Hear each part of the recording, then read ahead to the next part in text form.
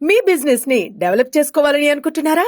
అయితే వెంటనే సంప్రదించవలసిన ఫోన్ నంబర్ 7729969299.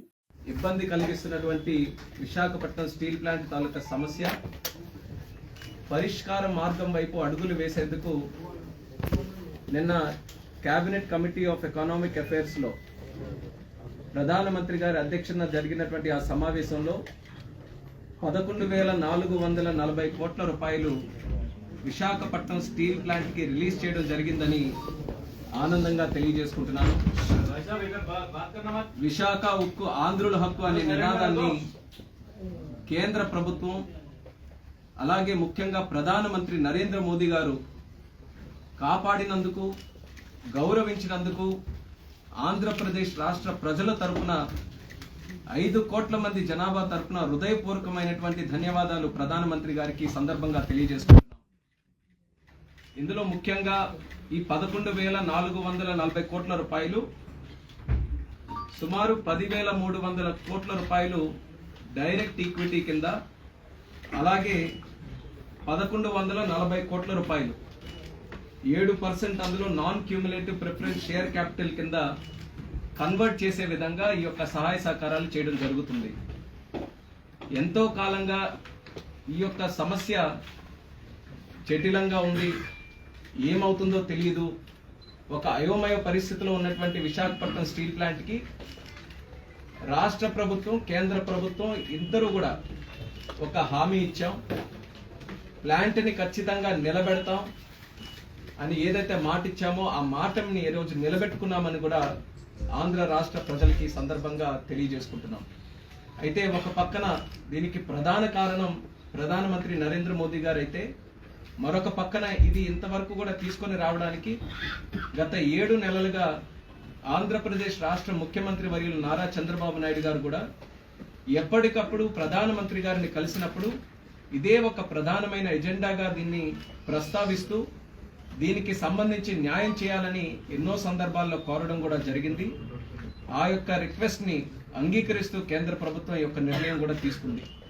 అందులో మరొక ముఖ్యమైన వ్యక్తి, మనం ఈరోజు తెలుగు ప్రజలు ధన్యవాదాలు తెలియజేయాల్సినటువంటి వ్యక్తి మన స్టీల్ మినిస్టర్ గారు అన్న కుమారస్వామి గారు. ఆయనకి కూడా రాష్ట్ర ప్రజల తరపున ప్రత్యేకమైనటువంటి ధన్యవాదాలు తెలియజేసుకుంటున్నాం. ఆయన మొదటి నెలలోనే విశాఖపట్నం స్టీల్ ప్లాంట్ తాలూకా సమస్య ఒక కేబినెట్ మినిస్టర్ గా నేను కూడా ఈ రోజు ఉన్నాను కాబట్టి ఆయన కూడా తెలియజేశాం. అప్పటికే ఒక చర్చ అనేది కేంద్ర ప్రభుత్వంలో జరుగుతున్న సందర్భంలో కుమారస్వామి గారు కూడా దీని మీద లీడ్ తీసుకొని ప్లాంట్ ని సందర్శించడానికి వెళ్ళి ఒక రాత్రి పూట కూడా అక్కడ గడిపి కేవలం పై స్థాయిలో ఉన్నటువంటి అధికారులే కాకుండా కార్మికులు చేస్తుంది అదే మా లక్ష్యం అని చెప్పి ఆయన కూడా మాటిచ్చారు.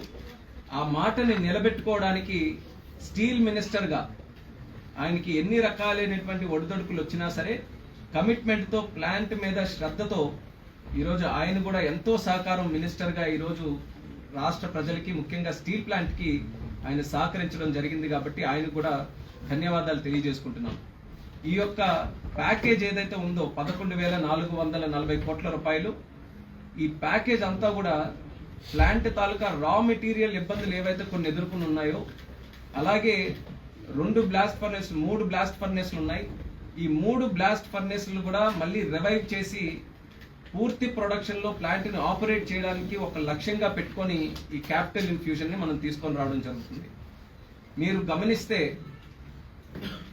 మొన్న జరిగినటువంటి ఎన్నికల్లో ఆంధ్రప్రదేశ్ ప్రజలందరూ కూడా ఒక నిర్ణయం తీసుకొని రాష్ట్రంలో, కేంద్రంలో ఎన్డీఏ ప్రభుత్వాన్ని గెలిపించినటువంటి కార్యక్రమాలే ఒక పెద్ద ఉదాహరణ. అందులో మణి కిరీటం లాంటిది ఈ యొక్క స్టీల్ ప్లాంట్ తాలూకా ఆర్థిక సహాయం అనేది కూడా తెలియజేస్తున్నాను. మరి దీనికి సంబంధించి గత 7 నెలలుగా ఇది ఒక రకంగా అతిపెద్ద సహాయ సహకారం ఈరోజు స్టీల్ ప్లాంట్ కి సంబంధించి అయినప్పటికీ కూడా గత 7 నెలలుగా అనేక కార్యక్రమాలు దీనికి సంబంధించి చేశాం. వచ్చిన వెంటనే, కొత్త ప్రభుత్వం ఏర్పడిన వెంటనే క్రిటికల్ స్టేజ్ లో స్టీల్ ప్లాంట్ ఉంటే అప్పుడు కూడా మినిస్టర్ గారి తాలూకా సహకారంతో సుమారు 1,640 కోట్ల రూపాయలు గత 2 సంవత్సరాలుగా కిందటిసారి ఉన్నటువంటి రాష్ట్ర ప్రభుత్వం ఆంధ్రప్రదేశ్ రాష్ట్రంలో స్టీల్ ప్లాంట్ మీద ఉన్నటువంటి అశ్రద్ధతో అసలు పట్టించుకోకపోవడం వల్ల అప్పుడున్నటువంటి మైనింగ్ లైసెన్సులు కూడా రెన్యూ చేయకపోతే మళ్ళీ కొత్త ప్రభుత్వం ఎన్డీఏ ప్రభుత్వం వచ్చిన తర్వాత ఆ లైసెన్స్లన్నీ కూడా మళ్ళీ పునరుద్ధరించి రా మెటీరియల్ అవైలబిలిటీ, అది శాండ్ కానీ మ్యాంగనీస్, విశాఖపట్నం స్టీల్ ప్లాంట్ ఎన్నో సంవత్సరాలుగా ఏ ఉద్దేశంతోనైతే అది ఏర్పడిందో దాన్ని ఫుల్ ఫ్లెడ్జెడ్ గా రన్ చేయాలి. 3 బ్లాస్ట్ ఫర్నెస్లు కూడా రన్ చేయాలి. 7.3 మిలియన్ టన్స్ ప్రతి ఏడాది ఆ కెపాసిటీ వరకు కూడా దాన్ని పుష్ చేయాలనే ఆలోచనతో ఈరోజు ఈ క్యాపిటల్ ఇన్ఫ్యూజన్ కూడా చేస్తున్నాం.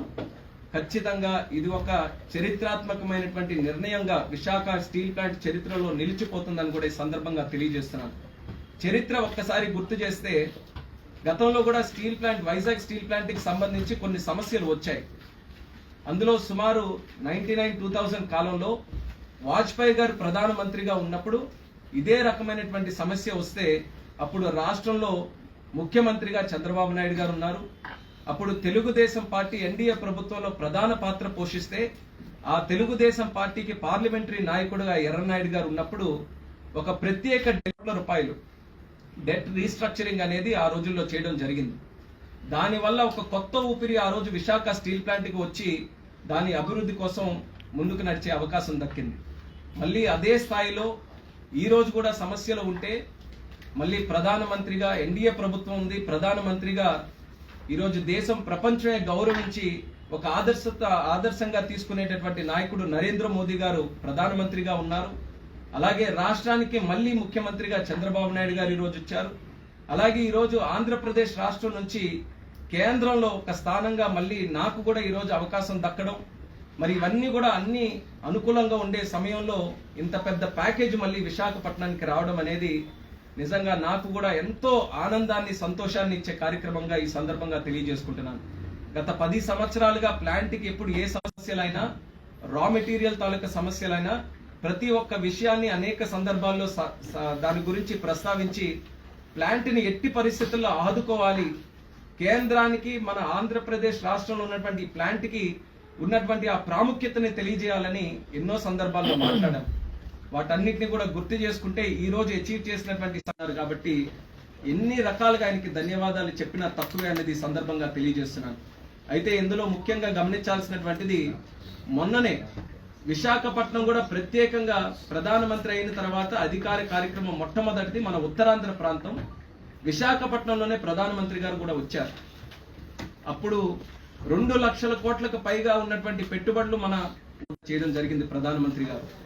ఈ విషయాలు ఎందుకు చెప్తున్నానంటే, ఈ కొత్త ఎన్డీఏ ప్రభుత్వం మళ్ళీ రాష్ట్రంలో, దేశంలో ఈ డబుల్ ఇంజిన్ సర్కార్ ఏర్పడిన తర్వాత చిరకాలంగా ఉన్నటువంటి ఈ సమస్యలన్నిటికీ కూడా శాశ్వత పరిష్కారం అందించే విధంగా 7 నెలల్లోనే ఇంత బ్రహ్మాండమైనటువంటి నిర్ణయాలు తీసుకున్నామనంటే ఎంత కమిటెడ్ గా రాష్ట్ర ప్రజల పట్ల, ఈ సమస్యల పట్ల ఎంత చిత్తశుద్ధితో పనిచేస్తున్నామో ఒక్కసారి తెలియజేయడానికి ఈ విషయాలన్నీ కూడా మరొకసారి ప్రస్తావిస్తున్నాను.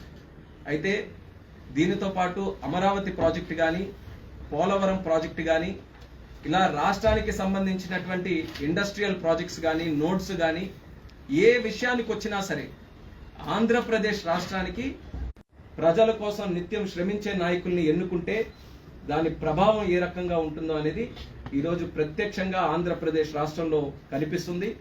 మరి ఈ యొక్క కార్యక్రమాలు కేవలం ఇంతవరకే కాకుండా భవిష్యత్తులో కూడా మేము చెప్పినట్టు మా ఉద్దేశం ఈ జనవరి నుంచే 2 బ్లాస్ట్ ఫర్నేస్లు కూడా ఫుల్ కెపాసిటీతో రన్ అవ్వాలి. అలాగే మిగిలింది ప్లాంట్ని ఇంకా మంచి పద్ధతిలో మనం నడిపించి ఖచ్చితంగా ఒక బ్రహ్మాండమైనటువంటి పొటెన్షియల్ ఉంది. దేశంలోనే తీసుకున్నటువంటి అన్ని స్టీల్ ప్లాంట్స్ లో ఒక ప్రత్యేక స్థానం మన విశాఖపట్నం స్టీల్ ప్లాంట్ ఉంటుందని మనం ఎన్ని సందర్భాల్లోనూ మనం మాట్లాడుకున్నాం. అలాగే స్టీల్ సెక్టర్ కూడా ఈరోజు కోర్ సెక్టర్. అటువంటి కోర్ సెక్టర్ కార్యక్రమాలు చేయడానికి ముగ్గురు కూడా కలిసి పనిచేస్తున్నారు. వాళ్ళ టీంలో మేమందరం కూడా చేస్తున్నాం.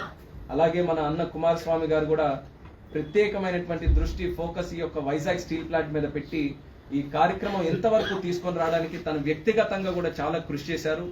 ఎన్నో సందర్భాల్లో మేము కేబినెట్ లో కలిసినా, పలు కార్యక్రమాల్లో కలిసినా